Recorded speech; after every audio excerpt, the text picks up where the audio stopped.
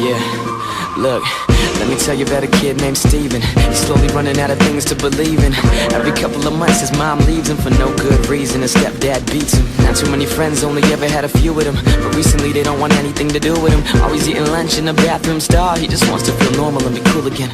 Yeah, always feeling like the outcast. He's been going crazy ever since his dad passed. He needs guidance and advice, but instead he only has breakdowns and flashbacks of the car crash.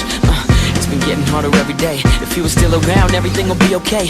Cause his dad was always the light at the end of the tunnel. But now that same damn tunnel's looking dark and gray. He keeps quiet in the back of the class, and when the bell rings, Steven hurries home fast. He's scared to death the other kids will kick his ass on the long walk home, cause it's happened in the past. So he's getting used to the black eyes and fat lips, but all he's got is a fake smile and cut wrists. Wishing he could walk right up to him, show him the scars and say, look, you're the reason that I've done this. And maybe they will finally understand and go back to how it was before it all began. But he's just a little different, so they taunt him and they beat him. Yeah, it's all just fun and games, they don't give a damn. Yeah, his older brother ain't around, in and out of jail, hanging with the wrong crowd. He's been doing coke, smoking weed, getting drunk all his life. He's ashamed, no he's not too proud. Now his habits are rubbing off on his little bro.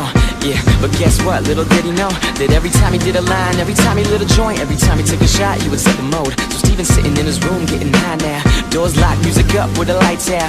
He just takes another toke till the room's full of smoke. 5, 6, 7 hours till he knocks out. Now he started stealing pills from his mom, 8, 9, 10 at a time, and now they're gone. And maybe for the moment all his problems seem to fade, but the high fades too after not too long. And that's when it really sinks in, that's when it hits him, that these goddamn drugs won't fix him. Caught up on the floor, can't take it anymore. Now he's talking to God, cause he's the only one that gets him.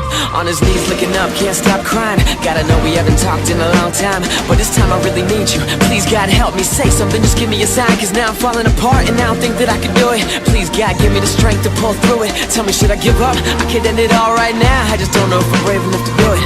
Cause there's gotta be a better way than suicide. Try to wait it out, give it time, you'll be fine. But it's been so long and I still haven't been able to get rid of all the thoughts that I feel inside. So sick, so angry, so mad. And to top it off, no one even knows that. That's when he stood up, wiped his tears, walked over to his desk and got a pen and a notepad. He just couldn't see it getting any better. So on that cold dark night in December, Steven knew exactly what he had to do. But first he sat down and wrote a couple letters. One to his stepdad, one to his mother, couple to the kids at school, one to his brother, bringing them the pain that they once brought him. Teardrops on the paper, one after another. Yeah, I hope that you all feel guilty, cause I'm broken now and you can't heal me. And now you're all an accomplice of murder. Each and every one of you have chipped in to kill me.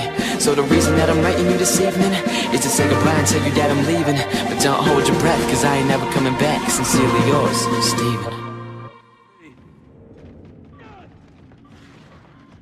He just said.